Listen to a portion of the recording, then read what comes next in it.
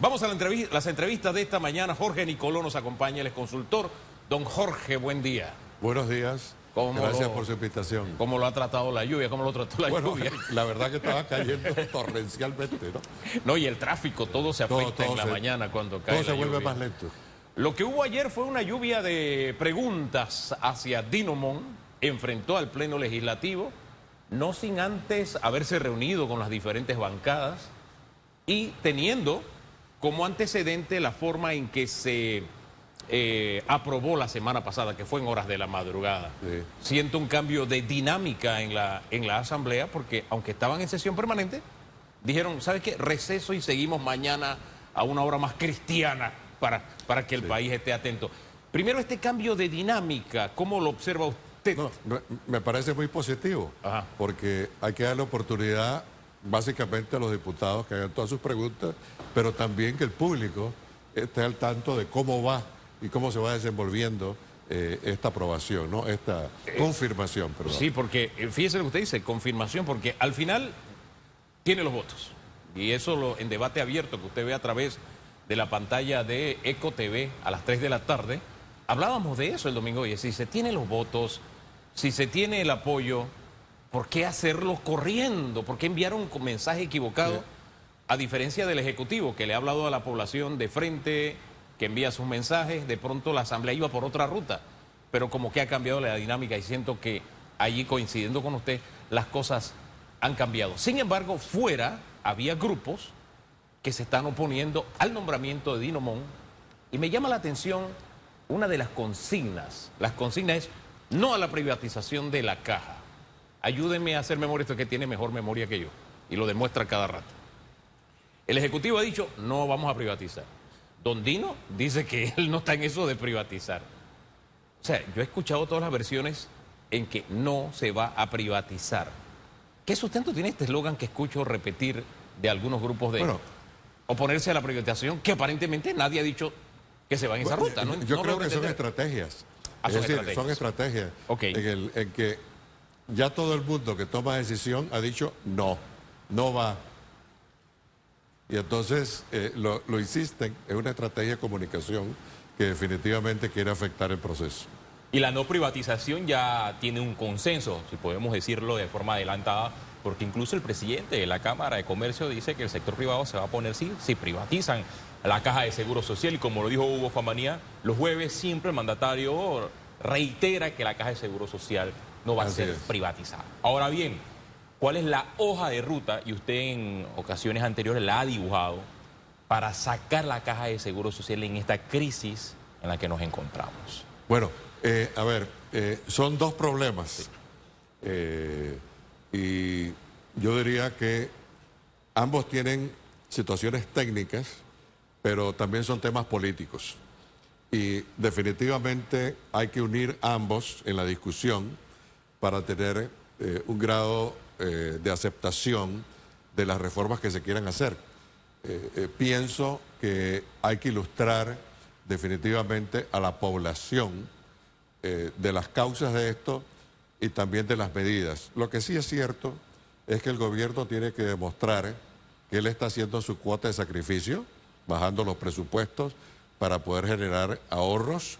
Lo segundo es que esto le va a tocar a la empresa privada también, esto le va a tocar a todos los empleados, nos va a tocar a los consumidores también. O sea, hay una situación de que el problema es tan grande en dimensión que no se puede pensar que no nos toque básicamente a todos. Ahora, eso nos gusta.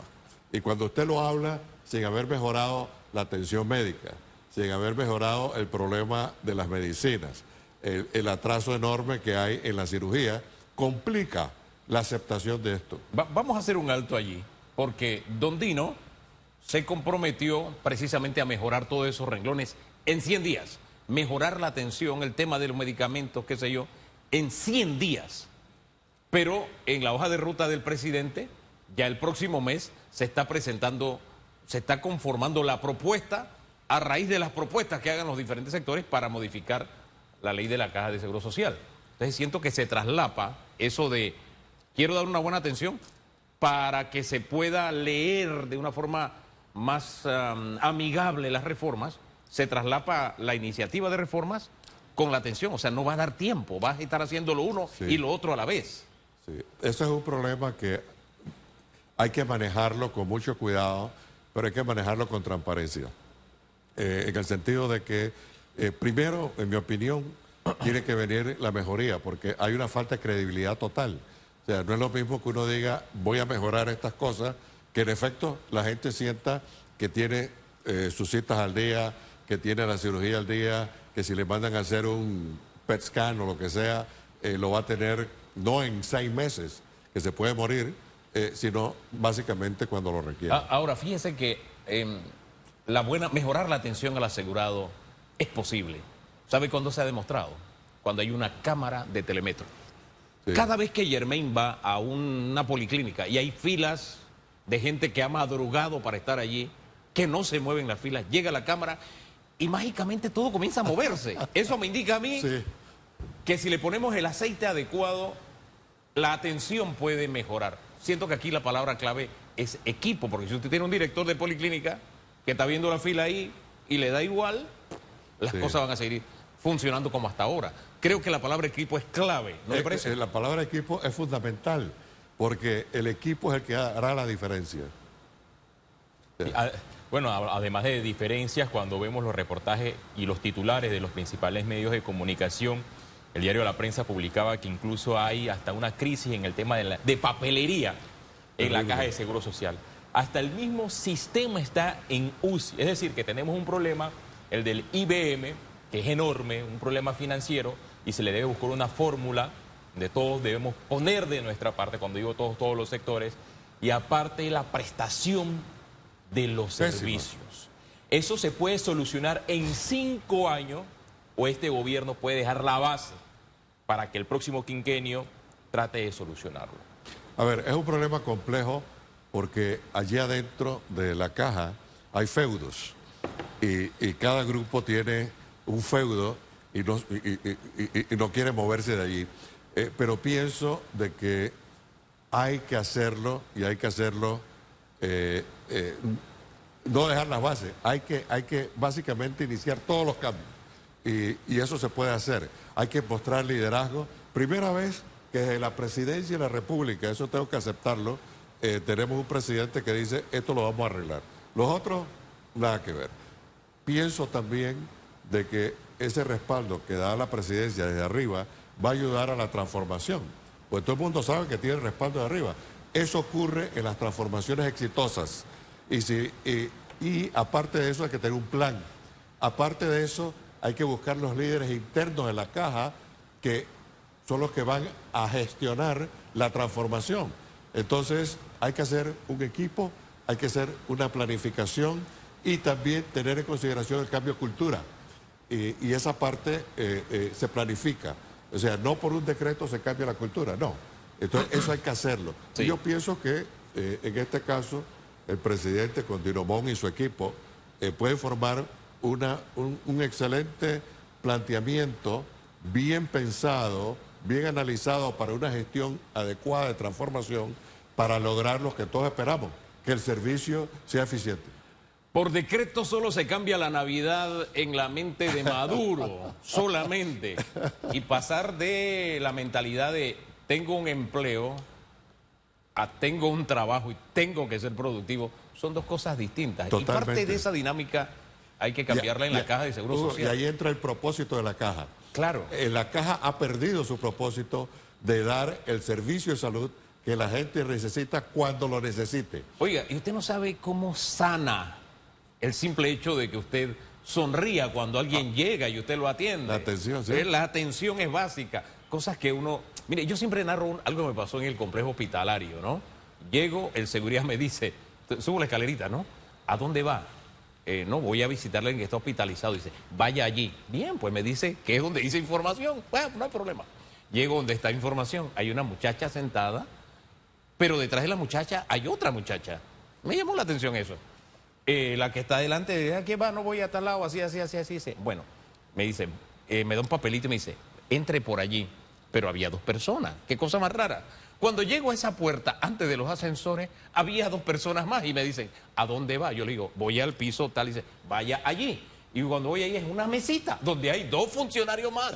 Entonces voy a la mesita para que me digan la misma pregunta, ¿a dónde va? Ah, no, que voy al piso 4, aquí está el ascensor. Entras al ascensor, hay ascensorista, tú te quedas, Dios mío, ¿esto qué es? En pleno siglo XXI. En pleno siglo XXI, esa es la burocracia. Pero en fin, hablemos de qué hacer con la caja, porque se habla de medidas paramétricas. Solamente es una medida, es un cóctel de medidas. ¿Cuál es la realidad para enfrentar esta crisis? A ver, el problema hay que enfrentarlo de manera integral, ¿no? Y yo creo que el problema tiene un factor financiero muy duro, porque la plata se acabó. Algunos piensan de que unir los sistemas soluciona el problema sin paramétricas. Entonces, ya eso se estudió. Pero, señores, esta es una decisión de la sociedad. Por ejemplo, hay que decirle a la sociedad, si es que el consenso va, no medidas paramétricas y unamos los sistemas. Hay que decirle a la sociedad, bueno, ¿ustedes quieren esto? Sí. ¿Cuánto va a costarte? Y esto va a costarte como ocurre, digamos, en Uruguay. El 7% que pagamos aquí, habrá que subirlo quizás al 14%. Allá pagan 21%. Eso le digo, es que allá 21%. Pagan 21%. Y en adición a eso, vamos a subir todos los impuestos. En adición a eso, la cuota tenemos que subirla porque no aguanta esto. Entonces, eso es lo que te va a costar. ¿Tú quieres esto? Entonces, la población tiene que ver claramente esa situación. Hay que buscar la medida que menos afecte a la población, ¿no? Y hablando de estas medidas que menos afecten a la población, la postura de los movimientos sociales, sindicatos y trabajadores es volver al tema solidario. Pero ¿qué pasaría si adoptamos esta fórmula de los sindicatos de volver al sistema solidario, pero sin incrementar el ITBM a 14%, lo mantenemos todo igual? ¿Hasta cuándo llegarían los fondos? A ver, esa posición específica se ha estudiado y se ha, por la Junta Técnica Actuarial, y se ha comprobado de la parte de proyección financiera de que es insostenible y causa mucho daño para todo el mundo. Es decir, la negación de que hay un problema y que solamente con la unión de ambos sistemas es ilusorio. El año pasado, el CONATO presentó una propuesta a la Asamblea y tuve la oportunidad de participar allí también. Pero sería obvio de que si eso se hubiese aprobado, hubiéramos estado en un problema peor, básicamente en este momento, porque le quitamos el futuro a los jóvenes. Es patear la lata, es patear la pelota si hacemos eso, porque el problema mayor lo van a tener nuestros hijos y nuestros nietos. Vamos a suponer que sí, bueno, la sociedad decide, vamos a unir ese dinero, lo metemos acá y que ese sea un solo fondo. ¿Hasta cuándo nos duraría la plata? A ver, empiezan los déficits en el año 30 y se comen todas las reservas como en el 37. Entonces, los que se van a jubilar del 37 en adelante, que es más de 1 millón de gente, entonces no tienen. ¿Y quiénes son? Los jóvenes que pagaron, que empiezan a jubilarse por los años 40 y 50, no hay fondo posible para hacerlo. Es peor, los fondos para pagarle a los jubilados en ese entonces, en la década finales del 30, tampoco va a haber fondos. Pero el problema se multiplica. Por ejemplo, el déficit mayor, si se queda sin hacer nada, es de 7.500 millones en el 2049. Si se unen los sistemas sin medidas paramétricas, el déficit sube a 13.000 millones. Eso es por año. Eso es en un año, eso no es en la vida. Sí. En un año. Entonces, eso es insostenible. El próximo año, ¿cuánto tenemos que meterle a la caja de Seguro Social, al Fondo de Invalidez, este Vejez y año, Muerte? en los estudios actuariales, es que está en aproximadamente 1.200 millones. El próximo año debe subir como a 1.400 millones y así va subiendo, que llega a 2.000 millones en el 2029, más o menos. Y otra de las posturas que he escuchado cuando se presenta en la mesa de debate de que el Estado debe aportar, algunos mencionan esta frase: tenemos el Canal de Panamá. El Canal de Panamá puede soportar, pero cuando equiparamos o cuando contrastamos los aportes del Canal de Panamá que superan los 2.000 millones de dólares, están casi similares a los aportes de los subsidios, que están por arriba de los 2.000 millones de dólares. Sí, a ver, hay que entender que los aportes del canal ya están gastados. O sea, no es que sea dinero que tienes en el banco, básicamente para hacer uso de él. Entonces, habrá que quitarle mucho de ese aporte a los gastos, incluyendo subsidios. Ahora, el canal no resuelve el problema. El canal puede dar 2.000, 2.500 millones. Señores, el problema que estamos hablando es que llega a 7.500 millones. El problema es que si lo unimos, el déficit lleva a 13.000 millones, pero esto es por un año nada más. Entonces, el canal no es solución. Es un parchecito. Entonces, es un parchecito, punto. ¿Cuál sería la solución del cóctel de alternativas que debe discutir la Asamblea? A ver, no tenemos que crear la rueda. Eso ya está probado a nivel mundial. Por ejemplo, ¿qué ha pasado? La demografía ha demostrado de que la gente vive más que cuando en 1950 la gente vivía 5 años después que se jubilaba. Pues ahora la gente, los hombres viven 22 años y las mujeres viven 30 años más. Entonces, eso ha cambiado. Y uno puede tener una vida activa de trabajo perfectamente después de los 65 años. Entonces, esa es una situación que hay que mirar. Los otros países lo han hecho. Costa Rica tiene 65 años. O sea, no es que nosotros seamos los únicos en el mundo que no podemos aumentar la edad de jubilación, por ejemplo. Las cuotas aquí son 13,5%. Pues en Argentina 24%. Entonces, ¿cómo le queda eso? Entonces, ahí el cóctel tiene que tener un ingrediente completo para hacerle frente a esto. Ahora bien, uno de los mensajes que más recibo a través de las redes sociales de grupos de izquierda, yo no le llamo movimientos sociales, le llamo grupos de izquierda, porque son grupos de izquierda, lo cual no es malo. Todos tenemos una forma de pensar. Y usted tiene una ideología de izquierda, vamos a decirlo como es. Porque yo formo parte de la sociedad y yo no me siento representado por los partidos políticos, por ponerle un ejemplo. Tampoco por lo que se llama movimientos sociales, tampoco me siento representado. A mí me gusta ubicarlos ideológicamente donde están. De los grupos de izquierda se recibe mucho que los ricos le robaron a la Caja de Seguro Social. Y si a los ricos le hacemos devolver lo que le robaron a la Caja, salvamos el IBM. Eso es cierto.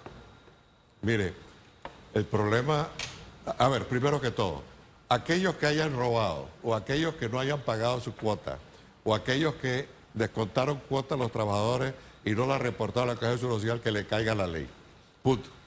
Pero el problema de la Caja de Seguro Social es inmensamente, el tamaño del problema es inmensamente grande, que hagan todo lo que hagan, no cubre definitivamente las necesidades para balancear el presupuesto de pensiones de Panamá. Entonces, debemos ser claros. Ahora, esa medida de decir que los ricos paguen o que los culpables son la empresa privada y cosas por el estilo, es una posición ideológica. O sea, tampoco aporta a decir, bueno, se me acabó la plata hoy. Entonces, ¿de dónde voy a sacar la plata para pagarlo? Entonces, es una posición también de odio de clases que hay que tener mucho cuidado. Ahora que usted habla de posición ideológica, me voy al debate abierto del domingo nuevamente. Porque nos decía don Luis Eduardo Camacho, yo tengo mis reservas con don Dino, porque él es un tecnócrata. Entonces yo le decía, oiga, ¿no será que llegó el tiempo de los técnicos? Porque a mi modo de ver, esto ha sido manejado por políticos o de manera política y mire dónde estamos. Entonces la pregunta es, ¿debemos tener una discusión técnica, es decir, 1 más 1 es 2? ¿O esta es una discusión ideológico-político? ¿Cuál sería la discusión más sana que podríamos tener como país? A ver, la discusión tiene que estar basada en la realidad. O sea, lo primero es que todos tenemos que ver dónde estamos, y eso se puede ver, porque hay estudios que han hecho la OIT y la Junta Técnica Actuarial. Esta es la situación que tenemos hoy. Ahora, queremos movernos para que haya suficiencia de fondos y pensiones dignas, pues para llegar acá, a ver qué ruta tienes tú, en este caso, los sindicatos o los movimientos sociales o lo que sea, qué ruta tienes tú para llegar a esto, cuánto cuesta y cómo lo vas a financiar. Y a ver, empresa privada, ¿tú qué piensas? ¿Cómo llegamos acá? Bueno, llegamos acá de esta forma ABC. Y decirle a la gente sin preámbulo, mire, las propuestas son esta, y el gobierno si tiene otra, esta es la otra. Y esto es lo que nos va a costar. Y si nos va a costar esto, esta es la forma de financiarlo. Entonces, esa forma abre un debate que no lo cierras en una parte únicamente ideológica, que sería absurdo. Porque, a ver, tenemos que resolver un problema realmente de fondo, que es un problema financiero real. Así que con slogans o cosas como esa no lo vamos a resolver tampoco. Hace varios quinquenios atrás siempre se repetía que la Caja de Seguro Social iba a estallar, que era una bomba de tiempo, y creo que este es el momento para aplicar esas reformas. Pero es difícil llorar por la leche derramada. ¿Qué hubiese pasado si el gobierno anterior hubiese aplicado algunas medidas, algunos cambios? Y dos, al final del quinquenio, justo para la época electoral, el candidato del gobierno, el señor Carrizo, siempre reiteraba que la Caja de Seguro Social no estaba en crisis. Y ese mensaje como que ha calado en algunos sectores, porque también reiteran actualmente que no existe una crisis. Mire, interesante. Lo primero es que ningún gobierno cumplió con la Ley 51. La Ley 51 establecía que la reserva mínima debía ser 2.25 veces el egreso del año del análisis. Es decir, si el año pasado los pagos de pensiones eran 1.000 millones, la reserva mínima debía ser 2.250 millones. Eso nunca se cumplió. Es más, en el 2014 la reserva era 1.57 cuando debía ser 2.25. Ahora, la segunda parte de la Ley 51 decía, bueno, si en los próximos 10 años hay algún año en donde empiezan déficits, entonces la Junta Técnica Actuarial debe hacer las recomendaciones a la Junta Directiva. Y así lo hizo la Junta Técnica Actuarial. La Junta Directiva, por ley, estaba obligada a que en 90 días analizara eso y diera sus recomendaciones a la presidencia de cómo resolver el caso. Y la presidencia tomaba su decisión. Eso nunca ocurrió tampoco. Si se hubiesen cumplido ambas, hoy no estaríamos en la situación tan grave como estamos hoy. Obviamente esas dos no solucionaban todo, pero no estaríamos como estamos hoy. Hay palabras que a mí no sé, a mí me parece que no aportan, no solamente en esta discusión, sino hasta en los deportes, de que casi anota el gol. Sí, no lo anotó, punto. No lo anotó. Así es. Si hubiera pateado mejor el penal, oye, no lo pateó. Así es. Pateó mal. Ahora es que nos toca hacer. Y a mí sí me preocupa el tema seguro social y algunas líneas de comunicación que escucho, porque basado en la experiencia que ya vivimos durante la administración Torrijos, y digo vivimos como país, basado en, hombre, lo que vivió Nicaragua, para poner un ejemplo aquí cerquita, ahí está Daniel Ortega, que no lo tumba nadie. Bueno, una reforma a la Caja de Seguro Social, a la Seguridad Social, lo estremeció. Me preocupan esas líneas de comunicación que pueden calar en un pueblo, primero sí, cansado, porque esta línea de el pueblo siempre es el sacrificado y ahora dice que nos sacrifiquemos todos. No, nosotros no tenemos que sacrificarnos. Pero de fondo no hay una propuesta, porque al final lo que se necesita es plata. ¿De dónde sacamos la plata? Así es. No sé si le transmito correctamente la idea. Y si el gobierno tiene el capital político en este momento para enfrentar lo que estos grupos saben muy bien hacer, que es movilizar, cerrar, trancar, violentar, etcétera. Es un escenario para el que hay que estar preparado. Es un escenario que estar preparado, pero tampoco hay que inventar la rueda. Por ejemplo, el año pasado Uruguay pasó la ley donde extendía la edad de jubilación. Entonces, hubo protestas, porque eso es normal esperarlo, pero se pasó sin problema. Hay 85 países que han logrado hacer cambios paramétricos y fuertes. Y lo han logrado, porque lo han manejado correctamente. El caso de Francia es un caso de que, bueno, se decidió hacerlo y se hizo. Y causó bastante problemas. Y obviamente eso para nosotros debe ser como una luz. Debemos manejar el problema bien. Debemos, como lo han hecho otros países, debemos comunicar, debemos expresar con transparencia la necesidad de hacerlo. Y también otra cosa, que es importante, ¿no? Aquí tenemos todos básicamente que aportar algo, pues nos va a costar muchísimo más si no lo hacemos. Bueno, y algo que también ha sucedido es la falta de cumplimiento de las leyes, porque cuando se aplicó la reforma en el año 2005, se pusieron algunos artículos para no mezclar los fondos y se espera que cuando se apruebe esta nueva reforma, la Asamblea o quien dirija la Caja de Seguro Social cumpla con la ley, porque es bonito a veces pedir reformar, pero de nada sirve si no se cumple. Tiene toda la razón. Y muestra de ello es el artículo 102 de la ley de la Caja de Seguro Social. Dice que cada fondo que se constituye para el financiamiento de los riesgos contemplados en la presente ley no podrán ser utilizados para cubrir gastos, otros riesgos ni servicios ajenos a la institución. Y el artículo 157 señala que los fondos de cada subsistema no podrán ser empleados para cubrir gastos de otros subsistemas ni podrán transferirse a recursos de uno a otro. Y es lo que probablemente se esté dando con la mezcla de las transferencias de estos fondos. Bueno, mire, es cierto, hay un fondo que es el Fondo de Administración, que sí por ley está autorizado a que pueda transferir, digamos, al sistema exclusivamente de beneficio indefinido. Pero eso tiene un propósito, porque, ¿qué pasa? Si usted tiene un fondo, por ejemplo, el de IBM, que dice, si hay fondo en el otro lado, me lo pasas, bueno, no hay atención de salud, porque entonces el problema es tan grande en un fondo que definitivamente se come los dineros para poder atender y sería peor. Ese propósito de que cada fondo sea sostenible independientemente es sano, porque evita que pongámoslo así, una empresa de la Caja de Seguro Social se coma el resto por los déficits que tiene. Ahora, a propósito, ¿ya hay déficit en salud? Sí. Ya hay déficit de salud desde el 2022. Entonces, eso es grave. Eso es grave. ¿Dino Mon es el hombre para la crisis para concluir? ¿Cuál es su apreciación? A ver, mi opinión de Dino es muy buena. Pienso que desde el punto de vista actuarial entiende la parte financiera perfectamente. Tiene experiencia definitivamente administrativa porque fue gerente por muchos años de Aseguradora Mundial y después de Mapfre. Pienso, como lo vi ayer, que tiene manejo, o sea, que es cuestión de adaptarse. Siento también de que es fundamental de que alguien en esa posición entienda el problema de fondo, el de atención y el financiero.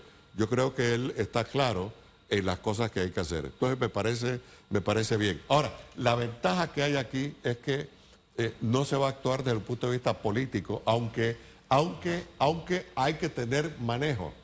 Es importante eso, porque es bien difícil. Hay que diferenciar entre el manejo político y la politiquería.